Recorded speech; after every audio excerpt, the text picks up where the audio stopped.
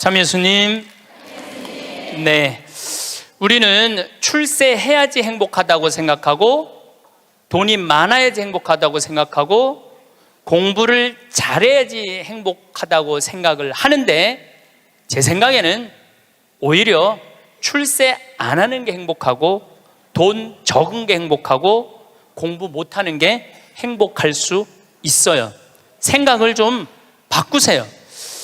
우리 집에 조카 손녀가 태어났어요. 이제 3살 됐는데, 그 아이랑 같이 시간을 보내면은 그야말로 너무너무 재밌어요. 또 우리 누나가 만나면은 그렇게 주책스럽지 않은 여자인데, 요즘 만나면은 손녀 얘기밖에 안 해요. 손녀가 뭐 말한 거, 행동한 거, 또 우리 그 로사는 그 뱀을 참 좋아해요.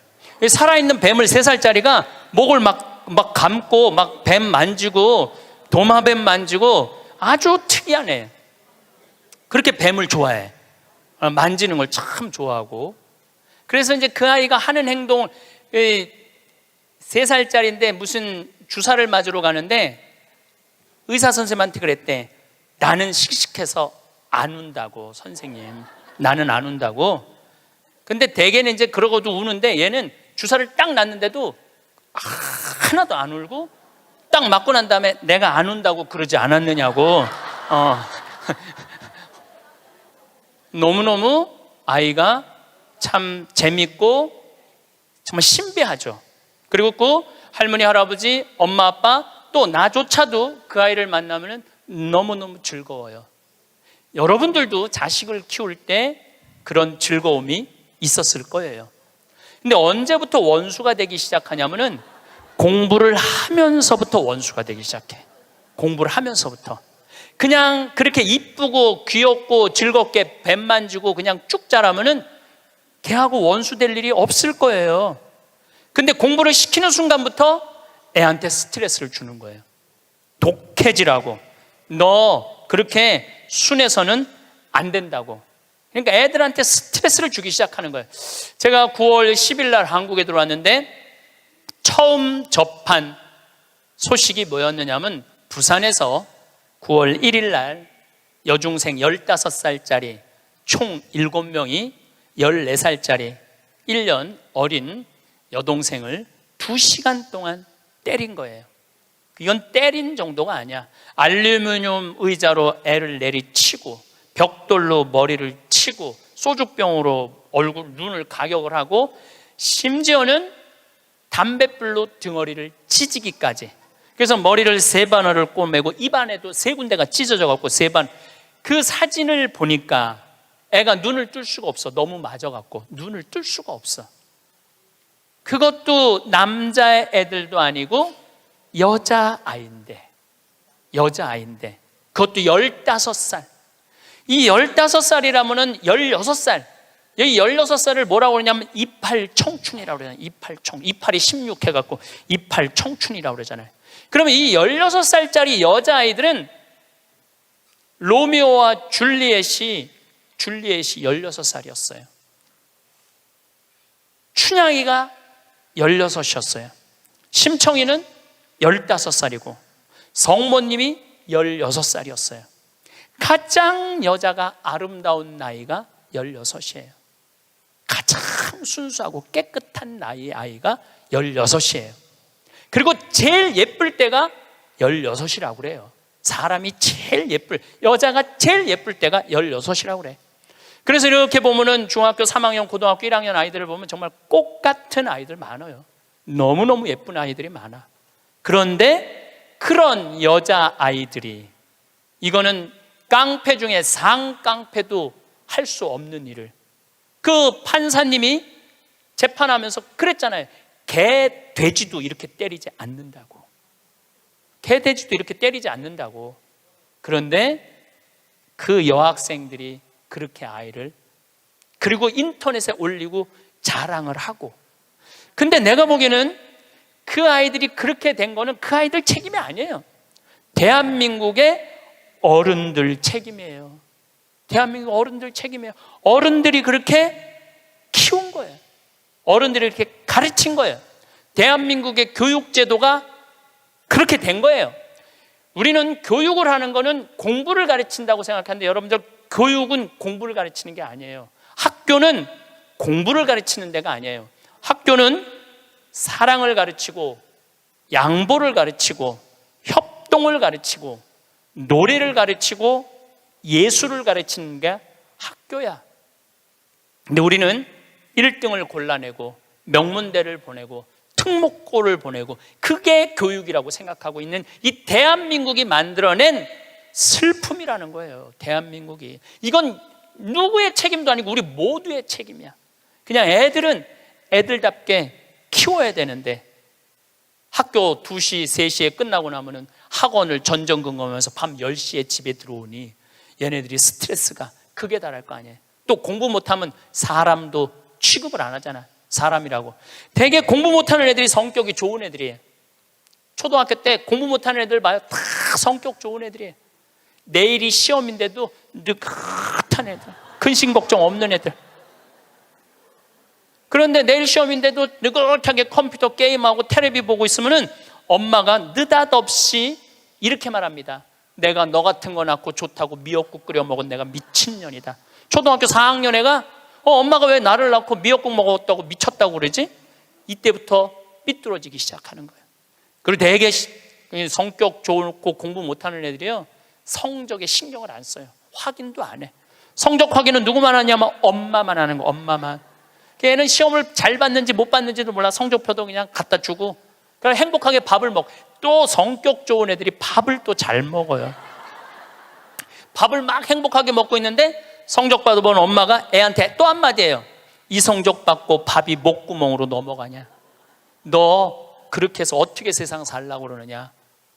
너 독하게 마음 먹고 살아야 된다. 그래서 애들이 점점 독해지는 거예요. 독해져 갖고 그렇게 1년 후배 여학생을 그렇게 두들겨 패는 거예요. 이거는 애들의 문제가 아니에요. 대한민국의 어른들의 문제예요. 부탄의 교육부 장관이 그 주간에 한국을 방문해서 부탄 국민 행복지수 1위 나라예요. 그런데 이 교육부 장관이 정말로 대한민국 사람들한테 기가 막힌 얘기를 하고 갔어요. 부탄은 학교를 1등을 골라내는 곳이 아니라고 생각한다. 우리 교육은 아이들이 학교 와서 행복하고 즐겁게 놀고 사랑하고 양보하고 배려하고 질서를 가르치는 걸 우리는 교육의 목표로 생각한다. 근데 우리는 하버드 대학을 보내야 되고 서울 대학을 보내야 되잖아요. 내가 그 얘기를 하니까 우리 후배 신부들하고 한 달에 한 번 모임이 있는데 후배 신부 하나가 그러더라고요. 신부님, 그 말 들어보니까 그래요.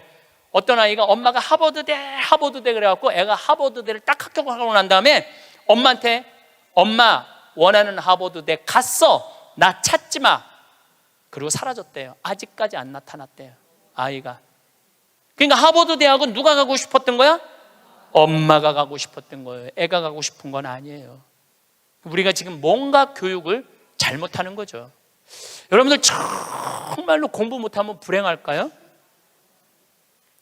내 조카들은 그렇게 저지방 대학을 저지하겠다고 저지방 우유를 그렇게 먹었는데 다 저지방 대학교 나왔어요. 근데 우리 조카 애들은 다 행복해요.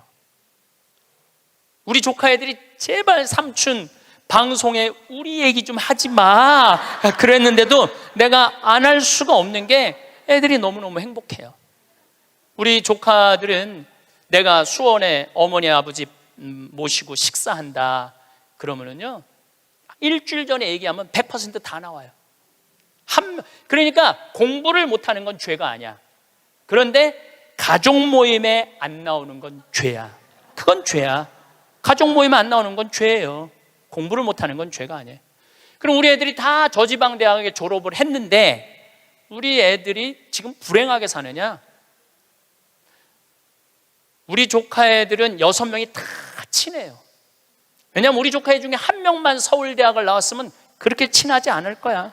똑같이 다 저지방 대학을 나와서 애들이 너무너무 친해. 그리고 우리 조카 애들은 직장 생활하는 애들이 한 명도 없어요. 왜냐하면 직장 생활에 이력서를 낼 만큼 스펙이 안 돼. 그래서 직장 생활하는 애들이 한 명도 없어. 그런데 돈도 잘 벌어요. 우리 누나 아들은 2가지 일을 하는데 나한테 자세하게는 얘기는 안 해도 내가 보니까 대충 1년에 1억 이상은 버는 것 같아요. 다른 애들도 다 결혼도 잘하고 결혼 생활도 잘하고 행복하게 살아요. 얘네들은 어렸을 때 공부 딱 보고 내가 그랬어요. 우리 형제들한테 공부를 못하는 건 죄가 아니다. 죄인 취급하지 말아라. 그래서 얘네들은 학원을 다니는 애들이 거의 없어. 그리고 공부 못한다고 욕먹은 애들이 없어. 그러니까 얘네들은 지방대학을 다녀도 전혀 부끄러워하지 않아요. 욕을 먹었어야지 부끄러워할까요? 욕을 먹었어야지. 욕을 안 먹으니까. 근데 이번에 우리 형 누나가 제일 위고 큰형이 있는데 큰형 아들이 대학을 졸업했어요. 물론 직장생활 못했죠. 근데 누나 아들이 그 형 아들한테, 사촌이죠, 프란치스코와 클레멘스한테 내가 이걸 해보니까 이게 블루오션이다. 너 이거 한번 해봐라.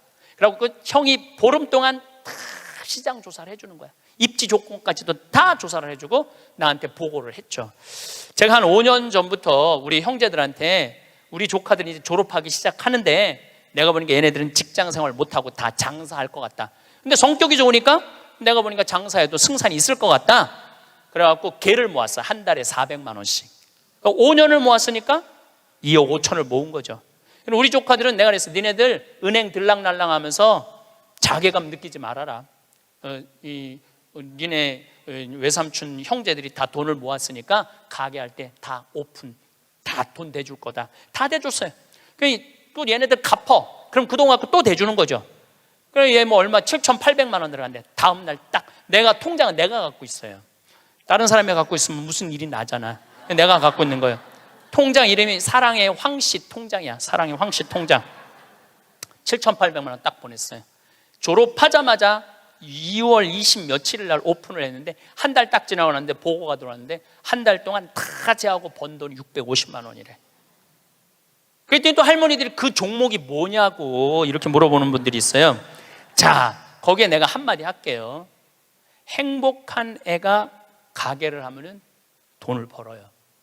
불행한 애가 가게를 하면은요 망하게 돼 있어요. 종목이 문제가 아니에요. 행복한 사람이 행복하게 사는 거예요. 얘네들은 그냥 쭉 행복하게 사는 거야. 스트레스 안 받고 바보 병신 소리 안 듣고 그냥 성당 열심히 나가고 너 착하고 할머니 할아버지 공경하고 그러면 돼. 우린 욕심 없어 너한테. 쭉 행복한 애들이 행복하게 사는 거예요. 얘네들 판검사 안 돼도 난 하나도 부끄럽지도 않고 난 내 조카들이 너무너무 자랑스러워요. 열심히 살고 얼마나 좋아요. 꼭 공부를 잘해야지 행복한 거는 아니다. 그냥 성실하고 착하고 마음이 따뜻하면은요 다 살아가요. 우리 생태마을에 우리 직원들이 40명이 있어요. 왔다 가는 사람이 한 100명도 넘을 거예요. 근데 제가 내린 결론은 행복하게 자란 애가 직장 생활도 잘한다야.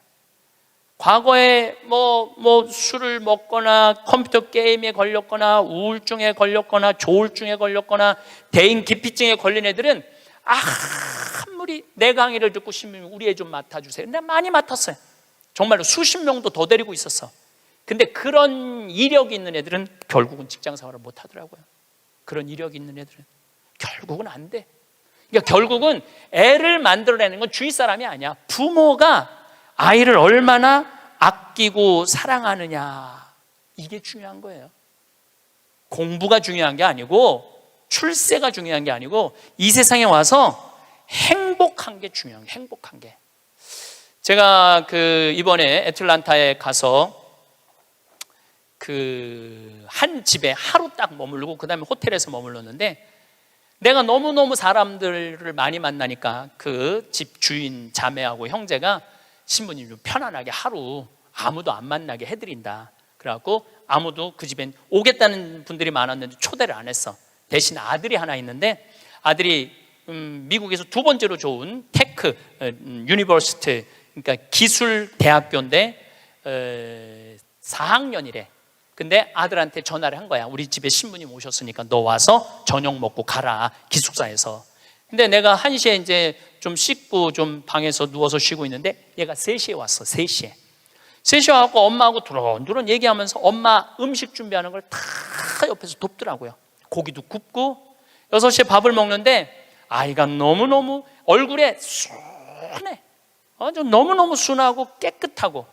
근데 밥을 먹고 이야기를 두런두런하고 밥 먹고 난 다음에 끝났는데 10시까지 나하고 얘기를 하는 거예요. 색소폰을 연주를 기가 막히게 하는데 자기 연주한 것도 다 보여줘가면서 밤 10시가 되니까 엄마가 너 이제 기숙사 가라고 10시에 집에를 가더라고. 학교를. 내가 여러분들 집에 갔어. 여러분들 자녀 중에 서울대학 법대 다니는 애가 있어. 근데 내가 여러분들 집에 방문했어. 5분 신부님 오니까 너 우리 집에 와서 저녁 식사해라. 그러면 와서 3시부터 밤 10시까지 식사 같이 할 자식이 얼마나 있을까요? 내가 보기에는 거의 없어요. 왜냐하면 내가 본당 신부 때 가정 방문하면은 방에 있는데도 나오는 애가 거의 없어요. 자기 공부한다고. 아니 본당 신부님이 가정 방문을 했는데 방에 있는데도 안 나와. 이게 지금 대한민국의 교육의 현실이에요. 그게 여러분들 훌륭하게 키우는 거예요? 우리 집에 손님이 왔는데, 그것도 본당 신부가 왔는데 자기 공부한다고 내가 거기서 미사하고 한 2시간 있어도 얼굴도 안 비치는 자식들 천지예요. 그러니까 우리는 뭔가 지금 잘못하고 있는 거예요. 또 잊지 못하는 애가 또 하나 있어. 세크라멘토에 강의를 갔는데 총회장님 집에서 제가 머물렀어요. 밤 10시에 강의가 끝나고 저녁에 갔는데 그 집 아들이 대학교 4학년이었어요. 그런데 이제 총회장이 치과 의사라 이렇게 게스트하우스가 따로 있더라고요. 근데 거기서 이제 와인을 한 잔 먹고 이 얘기 저 얘기 했는데 1시 반까지 얘가 내 앞에서 시중을 들더라고요. 또 내가 물어봤어요. 야, 너 내일 학교 가야 된다며 왜 방에 안 들어가냐? 우리 집에 손님 왔는데 내가 어떻게 들어가서 자느냐. 나 그걸 아직도 잊지 않아요. 그리고 내가 신부님 잠자리 게스트하우스에 신부님 잠자리까지 봐줘야 되겠다는 거예요. 세크라멘토가 굉장히 덥거든요. 내 이불까지 봐주고 에어컨 온도까지 다 하고 나 침대에 눕는 거 보고 가더라고요. 근데 내가 왜 이 얘기를 하느냐면은 얘가 이제 대학원, 그러니까 의대는 보통 4학년 학부 끝나고 의대를 가거든요. 치대를 갔어. 라스베가스에 있는 치대를 갔는데 아버지가 굉장히 서울 치대 나와갖고 굉장히 돈을 많이 버는 분이에요. 근데 치대를 가서 얘는 군의관으로 지원을 했어. 군의관으로 지원을 하면 의대가 1년에 학비가 1억이래요. 그 학비를 국가에서 다 대줘. 그 용돈도 다 내줘. 야, 너 아버지 돈 많은데 아버지한테 돈 달라고 그러지 왜 네가 군의관까지 지원을 하느냐? 근데 또 그 아이가 또 잊지 못하는 말을 했어요. 내가 왜 엄마 아빠의 미래를 빼앗아야 되느냐고. 자기가 아버지 돈 쓰면 엄마 아빠 나 얼마든지 할 수 있는데 우리나라 명문대학교 애들은 엄마 아빠가 언제까지 살았으면 좋겠냐. 60살까지 살았으면 좋겠다고. 자기 뒷바라지하고 죽었으면 좋겠다고. 이게 지금 대한민국이 교육을 잘못하고 있는 거예요. 크게. 난 내 강의 때 핸드폰 올려도 한 번도 신경질을 부린 적이 없어. 한 번도. 이것도 다 이해가 되더라고. 내 나이만 돼도 네 바지에서 올리는지 내 바지에서 올리는지도 몰라. 예. 또 우리 할머니들 내가 노인대학 강의해보면은 핸드폰이 울려도 이게 끌 줄을 몰라요. 유일한 방법은 받는 거야. 딱 봐도 나 신부님 지금 강의 들어. 근데 저쪽에서 엄마 중요한 얘기야. 그러면 공간 개념이 없어져요. 말해봐. 그러고 나보다 더 크게 대화를 해. 무슨 일인데? 막 이러면서 나이를 먹으면 어쩔 수가 없어요. 그래서 내가 깨워서 있으라는 거예요. 깨워서. 근데 저도 내 핸드폰 켜놨는지 꺼놨는지도 몰라. 근데 진짜 내 들은 얘기인데 어떤 자매가 핸드폰을 켜놨는지 꺼놨는지 핸드폰을 냉장고에 넣어놓고도 찾고 지갑도 잃어버리고 가방도 잃어버리는 자매가 있었대. 근데 여러분들 그렇죠? 지금 깜빡깜빡하죠? 옛날 같으면 46세 평균 연령이었을 때는 100년 전에 여러분들 지금 살아있는 사람 한 명도 없어. 다 죽었어. 근데 너무 오래 사니까 그런 일이 벌어지는 거야. 너무 오래 사니까 잊어먹는 것도 많고. 근데 어떤 자매가 하도 건망증이 많은 자매가 너무 잘 잊어먹었는데, 근데 한 번은 이제 운전을 하려고 딱 차에 탔는데 운전대가 없어졌더래. 운전대가. 내가 이제 잊어먹다 운전대까지 잊어먹는구나. 너무너무 당황을 했대. 이 운전대가 어디 갔나 이놈의 차에. 한참을 찾고 정신을 차려보니까 앞문으로 타야 되는데 뒷문으로 탄 거야. 뒷문으로 타갖고 거기서 운전대를 찾고 앉아있어. 이게 뭐 앞문인지 뒷문인지도 모르고서 참 이게 너무 오래 살아서 그래. 너무 오래 살아서. 어쨌거든 이 친구가 한국의 평창에 와갖고 내가 또 장어도 사줬어요. 근데 이미 벌써 치대를 졸업하고 한국에 와서 용산에서 근무를 하고 이제 돌아가서 의사를 개업을 했다고 그래요. 내가 외국에 이렇게 다니면 경쟁이 없는 나라 애들이요 부드러워요. 따뜻해요. 경쟁이 없는. 근데 경쟁이 있는 데를 가보면요 너무너무 살벌해요. 근데 대한민국은 나라 전체를 경쟁으로 만들어 놨잖아요. 나라가 살벌한 거예요. 나라가. 또 이 프랑크푸르트에 유럽에 강의를 갔는데 그 가족들도 내가 잊지 못해. 내가 프랑크푸르트 주교자 성당에 가서 미사를 좀 봉헌하고 싶다 그러니까 엄마가 이 독일어가 유창하지 않았던 거죠. 아들하고 딸한테 연락을 하더라고. 딸은 학교 선생님, 아들은 법대인지 의대를 다니는데 신부님 안내 좀 하라고. 두 아이가 나와서 나를 안내를 하는데 기가 막히게 안내를 하더라고요.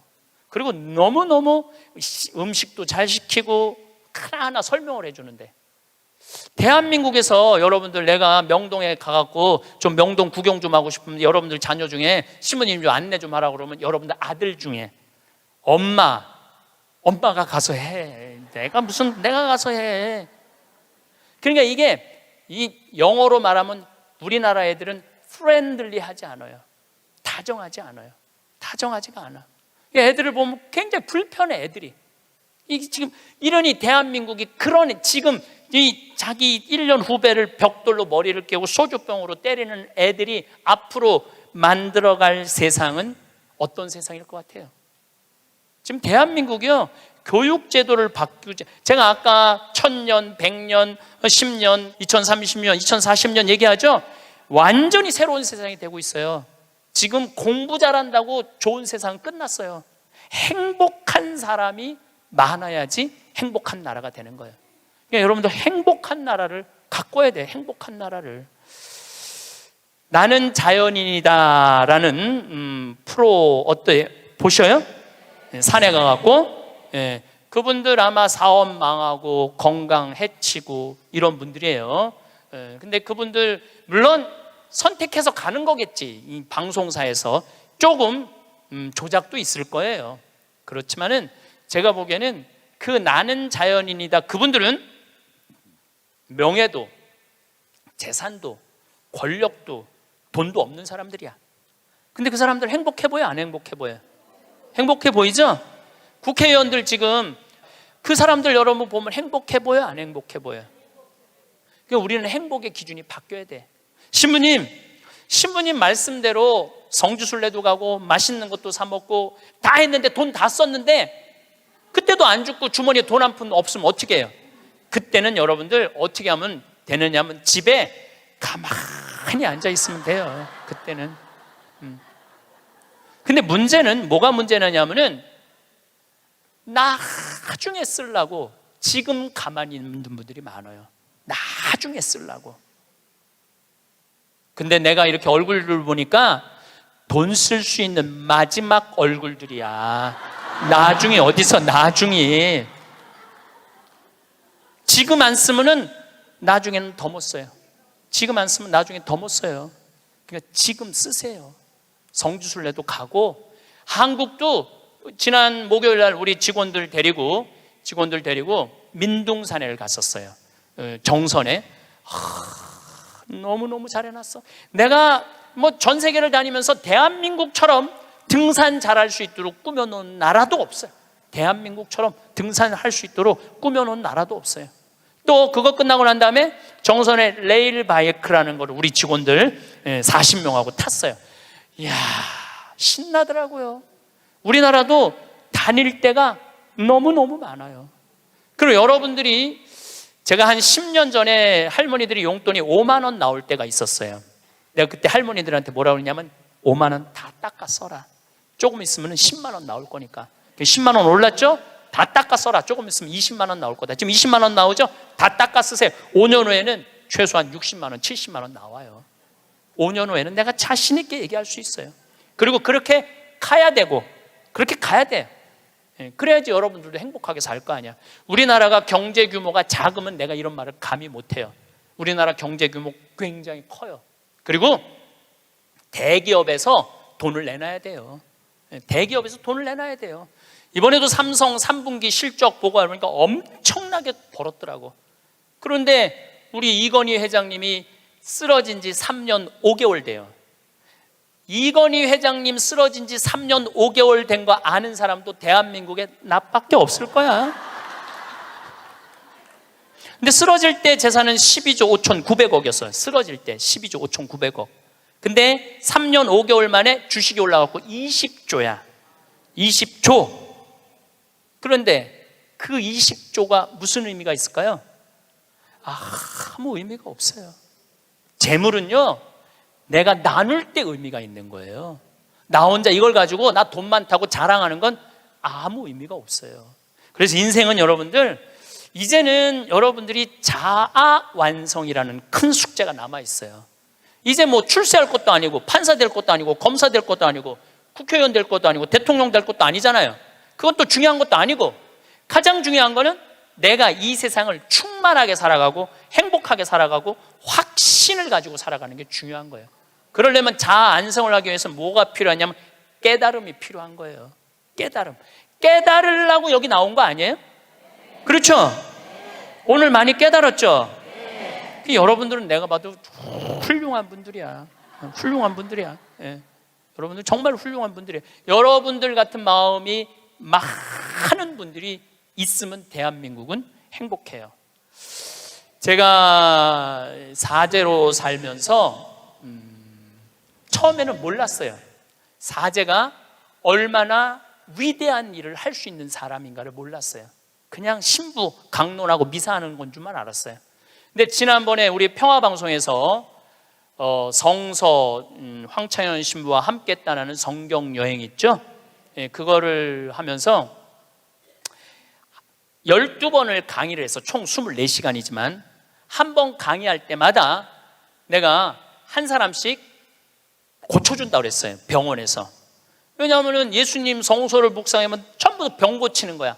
여기 오신 분들도 아마 아픈 것 때문에 고통스러운 분들 많을 거예요. 그리고 이게 빨리 치유되기를 간절하게 바라는 분들 많을 거야. 근데 문제는 나는 말씀의 은사는 받았는데 치유의 은사를 못 받았어요. 난 진짜 치유의 은사가 없는 것 같아.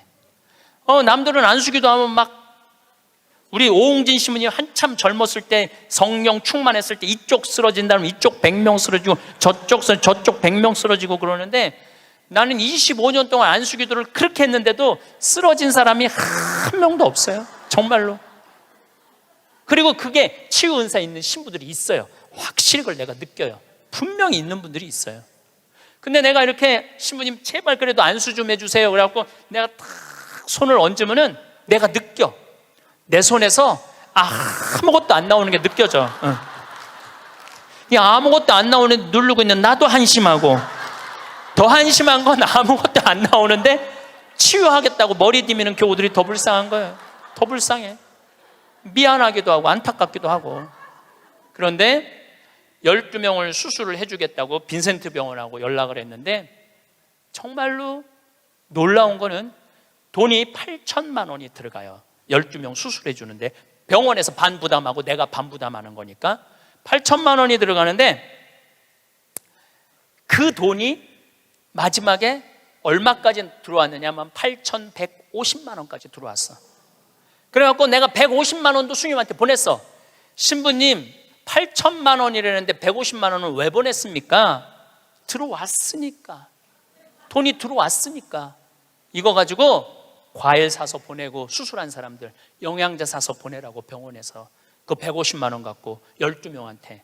그래서 몽고 사람, 아프리카 사람, 베트남 사람, 또 우리나라 있는 분들 정말 기가 막힌 분들 수술 다 해줬어요. 너무너무 좋더라고요. 아주 쑥스러우네. 내가 박수 받으려고 그러는 게 아닌데. 내가 한 게 아니에요. 내가 한 게 아니고 교우들이 보내준 거예요. 내가 한 게 아니고. 제가 뭘 깨달았느냐 하면은 내가 하지 않아도 내가 통로가 된다라는 걸 깨달아서 통로가. 그런데 더 놀라운, 이건 박수 받을 일 아니라 더 놀라운 거는 그 성경 여행에 그걸 보면서 할머니들이 돈을 보내준 거야. 할머니들이 돈을 보냈는데 그 할머니 아마 돌아가셨을 수도 있어. 전라도 광주에 있는 할머니인데 평창에 피정을 오셨어. 신부님, 저 온몸에 암이 다 퍼졌습니다. 아마 2달, 지난 6월 달에 와서 할머니가 나한테 한 얘기예요. 2달, 3달밖에 못 살 것 같습니다. 그런데 제가 나는 죽어도 신부님이 죽어가는 사람 수술해 주는 거 방송을 통해서 봤습니다. 제가 신부님 평생 모은 돈 2천만 원을 8월 며칠이면 그걸 탄대. 그걸 보내드릴 테니까 저는 죽지만은 신부님 2사람 살려달라고 돈을 보내서 2천만 원을 8월, 나는 이제 뭐 미국에 있었으니까 한국에 들어와 보니까 돈이 들어와 있었더라고, 할머니가. 그리고 그걸 보고 또 돈이 많이 들어왔어. 하여튼 많이 또 들어왔어. 그래갖고 수님한테 또 연락을 해갖고 수술해 주라고 그랬더니 또 8명을 또 수술을 해줬어요. 그래서 이제 다음 주 목요일 날 평화방송하고 수요일 날인가 보다. 다음 주 수요일 날 평화방송하고 전달식 돈 4천만 원이면은 8명을 수술해 줄 수 있는 거. 4천만 원이면은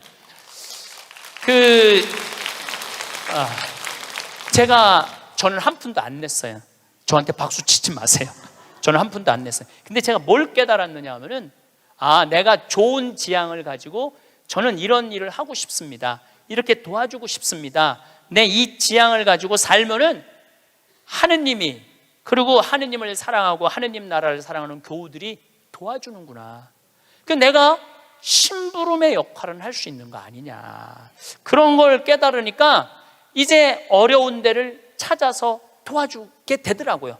근데 놀라운 거는 이제 얼마 전에는 외방선교에서 필리핀 바기오라는 곳에서 이상원 배다라는 젊은 신부가 10년 동안 거기 농민들을 위해서 살았대. 유통 시스템을 하고 싶대. 냉동차가 있으면은 마닐라로 그 농사진 걸 보낼 수 있대. 그래서 그것도 또 5천만 원을 도와줬어요. 근데 내 돈으로 도와주는 게 아니에요. 도와주라고 보내주는 분들이 너무너무 많은 거야. 그래서 아마 다음 달에는 내가 그 이제 동영상을 여러분들 보면은 기가 막힐 거예요. 그 아프리카 잠비아에 지금 이루어지고 있는 일들을 보면은 기가 막힐 거예요. 그래서 여러분들도 내가 왜 사는지 그걸 깨달아야 돼. 내가 왜 사는 이유가 있을 거 아니에요. 그냥 살아? 내가 하다못해 여러분들 자식들한테도, 성당 나오는 자식들한테, 성당 안 나오죠, 자식들. 여러분들은 전부 다 열심히 한 분들 아니야? 그럼 제일 고민이 뭐야? 자식 성당 나오는 거 아니야? 그렇죠? 성당 나왔으면 좋겠어. 근데 애들은 성당 나가기 싫어. 먹고 살기도 바쁘고 성당 나가면 이거 해라 저거 해라 싫어. 그래서 성당 나가기 싫은데 오래간만에 엄마네 집에 갔는데, 어머니네 집에 갔는데 80 넘은 어머니가 웃으면서 얘기해도 성당 나갈까 말까 한데, 머리는 하얗고 얼굴엔 주물이 자글자글하고 웃어도 이쁠까 말까 한데 거기다 인상을 써가면서 성당 좀 나와. 어떤 놈이 성당 나가고 싶어? 더 나가기 싫지. 근데 여러분들 그렇게 말하면 그건 성교가 아니에요. 아들이 오래간만에 오잖아요. 얘야, 내가 하느님을 믿으니까 참 행복하다. 내가 지난번에 삼성산 성제 가고 신부님 강의를 들었는데 출세하는 거 그거 부러울 큰 없다고 그러더라. 나는 우리 아들이 더 자랑스럽다. 나는 너를 보면은 너무 자식 하나 잘 얻었다고 생각한다. 나는 하느님한테 너무너무 감사하고 내가 사는 게 너무너무 기쁘다. 한마디 또 해서 신부님이 나를 얼굴을 보는 돈 쓸 수 있는 마지막 기회라고 그러더라. 그래서 내가 지난번에 냉면 가서 사 먹었는데 오장동에 가서 냉면 사면 너무 맛있더라. 나는 하느님 믿어서 너무너무 행복하다. 그리고 여러분들이 돌아가셔서 세상을 떠났어. 난 천당 갈 거다. 아들이 먹고 살기 힘들고 사는 게 지칠 때 엄마 생각하겠죠. 야, 우리 엄마가 살아생전에 그렇게 하느님 믿어서 행복하다는데 나도 하느님한테 가야지. 여러분들이 하늘나라의 증표가 될 수 있는 거예요.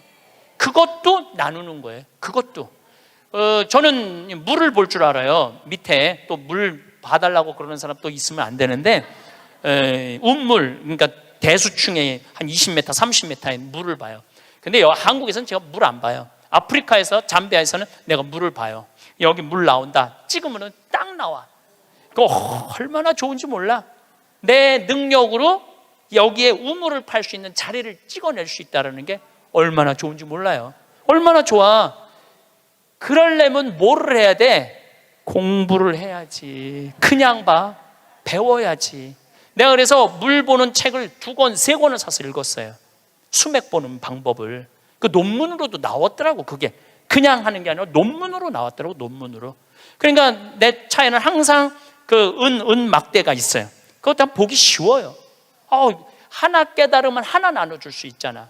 그러니까 여러분들도 공부하라는 거예요. 공부. 신부님 어떻게 공부를 해요? 이 유튜브가 대학교예요.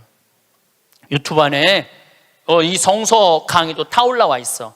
그리고 요즘 4차 산업에 대해서 기가 막히게 교수들이 해놨더라고요. 그러니까 여러분들 공부하세요.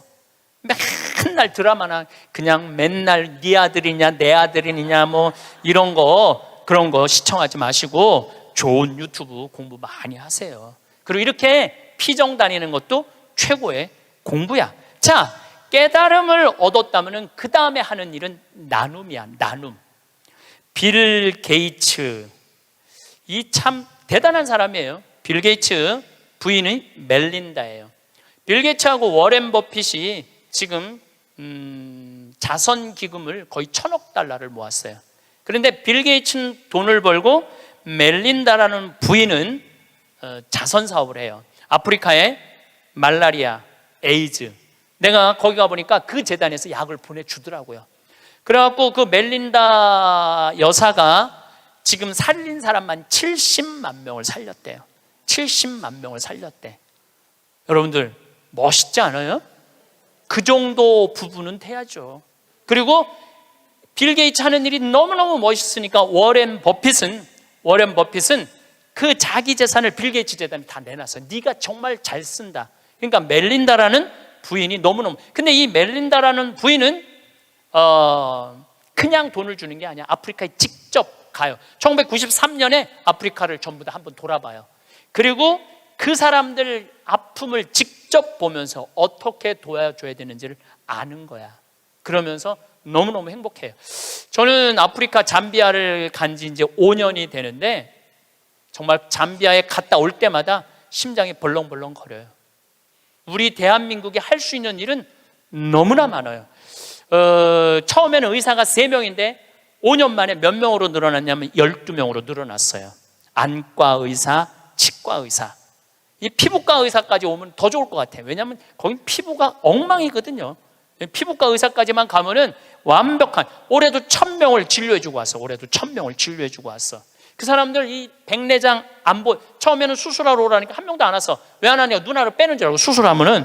근데 이 백내장을 걷어주니까 막 춤을 추는 거예요.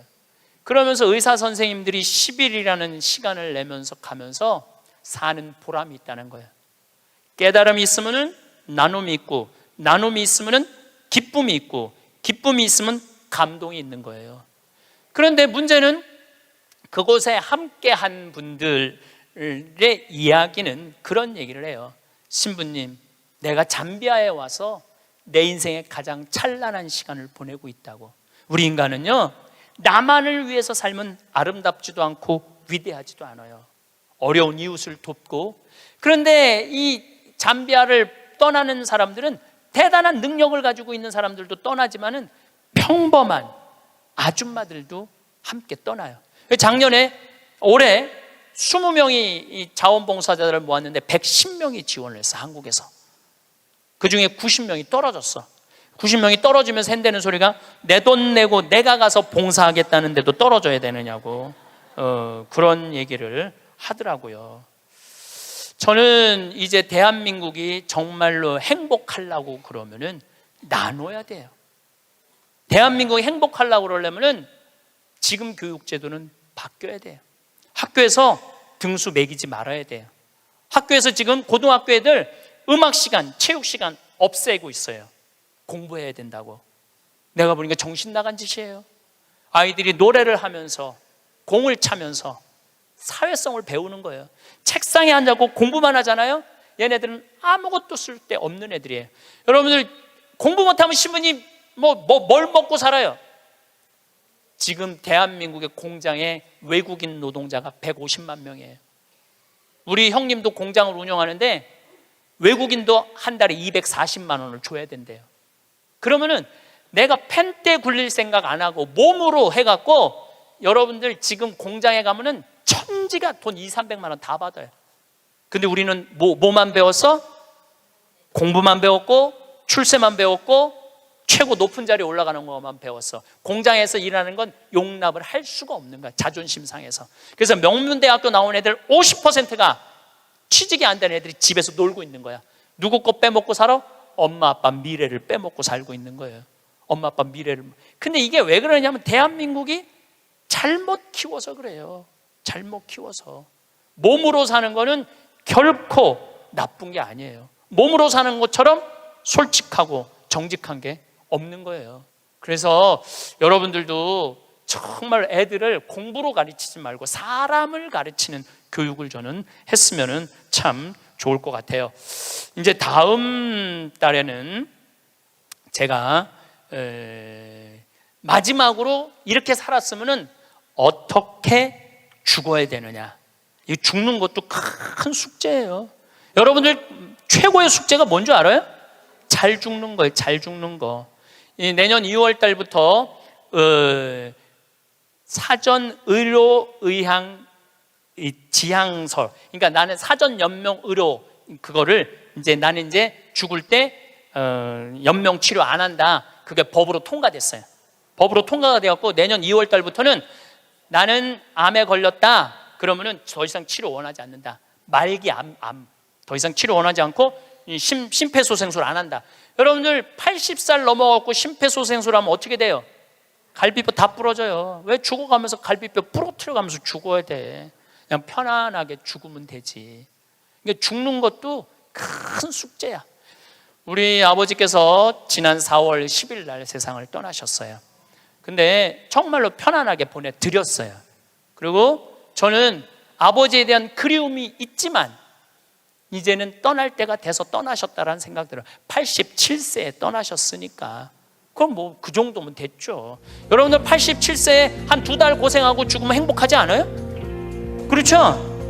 그래서 다음 시간에는 어떻게 하면 잘 죽을까, 이 얘기를 나누도록 하겠습니다. 감사합니다.